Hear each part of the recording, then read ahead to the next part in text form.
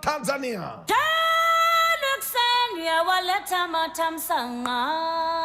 And this is the man we are talking about today, whose photograph you see here, Abdulrahman Mohamed Babu. Abdulrahman Mohamed Babu. He was a Zanzibari politician and also a scholar. He wrote a book about Africa that is so key when it comes to Pan-Africanism. Our class will last 5 minutes. Yes?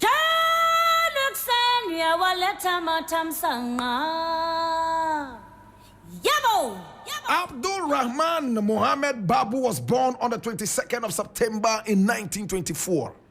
50 years before I was born. My God, he was born. He died on the 5th of August in 1996. What killed him? What was the problem? He was 71 at the time of death. Can I walk you through this story? Are you ready? Now, Abdulrahman Mohamed Babu was born in Zanzibar, in East Africa, and is part of Tanzania today. It was then a British protectorate under the nominal control of the hereditary Sultan. My brother, my sister, the island's economy was centered on exporting cloves and granules. Do you know cloves? Yes. Cloves and granules and coconuts. My brother, my sister. So he worked in a cloves farm when he was a young boy. He also served in the British forces during the World War II. And he had a stint as a clerk. My brother, my sister, at the same plantation he worked on when he was a little boy. This time round as a clerk. He studied in Britain in 1951. And he was drawn first to anarchist communism and then to Marxism and Leninism. These are all philosophical schools of thought. All political science students know this. Leninism, Marxism, anarchist communism, socialism, and even more. My brother, my sister, he studied in England. He spoke plain English in a country where Swahili was the major language. And when he returned to Zanzibar, watch what happened. He saw how his country was colonized by England and how the Sultanate was all about Arab rule. In 1964, there was a big revolution initiated by Gideon John Okello that saw the slaughtering of over 200,000 Arabs and Indians.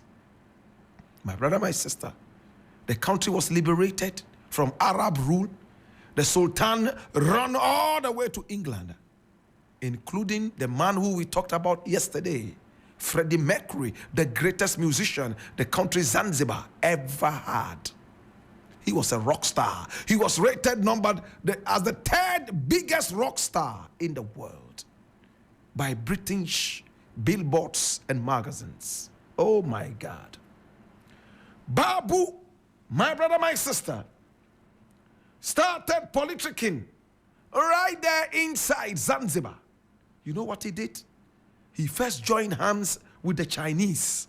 The Chinese got to know him and love him so much. Oh, even the British came to see him as the best known Sinophile. You know what it means to say Sinophile? Oh my God, in the area. He got the love of the British and got the love of the Chinese. Here he is with the Chinese. Oh my God, Mao Zedong. He went to Mao Zedong's China. And he joined hands with the people in the area in 1959. How many of us know Mao Zedong? Mao Zedong was known as Chairman Mao. He was a Chinese politician, Marxist theorist. He was a military strategist, a poet, and a revolutionary who was the founder of the People's Republic of China. Oh yes. He led the country from its establishment in 1949, and he died in 1976. In fact, our hero for today, Abdulrahman Mohamed Babu, met with Mao Zedong in China. And he told him how much he admired his Marxist theory. He also met with the great, wonderful Malcolm X, as you can see in this photograph. My brother, my sister, he was respected all over Zanzibar and beyond. He even came to Ghana in 1962 for the All Africa Independence meeting. My brother, my sister, and here he met with Kwame Nkrumah, and he asked Kwame Nkrumah to bless him and give him the power to be able to rule his Zanzibari people.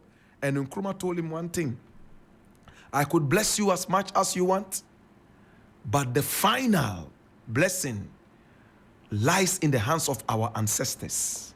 Please them. Oh my God. He will never forget this thing that Kwame Nkrumah told him. In fact, he was the founder of the Umma Party. And he led his country in 1964 alongside Gideon John Okello and the Afro-Shirazi Party to win independence for the nation. My brother, my sister, he was made a minister in Julius Nyerere's government. But Julius Nyerere jailed him. Yes, he jailed him. He put him in jail. Why did he put him in jail? His vice president had been assassinated. And we're talking about Abeid. Yes, Abeid. We all remember Abeid, right? Who we talked about a couple of days ago. Sheikh Abeid was assassinated whilst he was playing Owari at the Afro-Shirazi Party headquarters. My brother, my sister, he was assassinated. And it was suspected that members of the Umma Party, led by our hero for today, Abdulrahman Mohamed Babu, could be part of it. And this is Nyerere standing with Abdulrahman Mohamed Babu. He was a great scholar. He knew too much for his country. Oh my God. You know what happened? He went to jail, but they didn't have any evidence against him. And there was pressure from the international space that had him freed alongside some other people who were also captured. And when he left, he intended coming to Ghana. My brother, my sister, he had also met Frantz Fanon and Patrice Lumumba. Oh my God. But he decided to go to England and also to America, where he continued to be. He tried to come back to his nation to run for president, but they used the loss of the nation to bar him from contesting.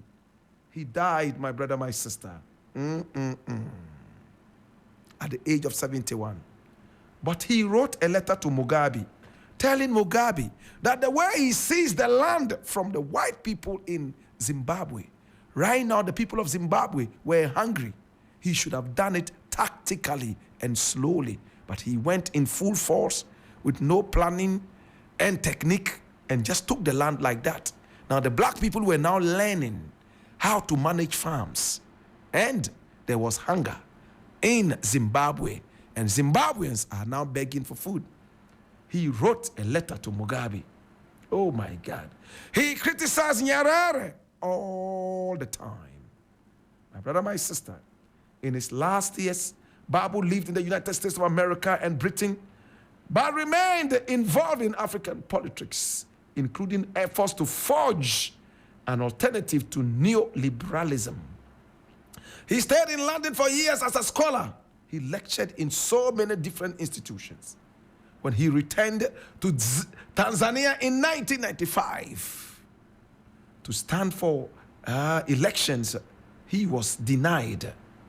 He died at the age of 71, going into 72, on August 5, 1996, at the London Chest Hospital. My brother, my sister, today we remember this great man. He died at the age of 71, very close to his 72nd birthday. Today we remember you, Papa. Papa, Yaminko, na why be? Oh, Papa, Missy, why be what? Abdulrahman Mohamed Babu. He was a great man.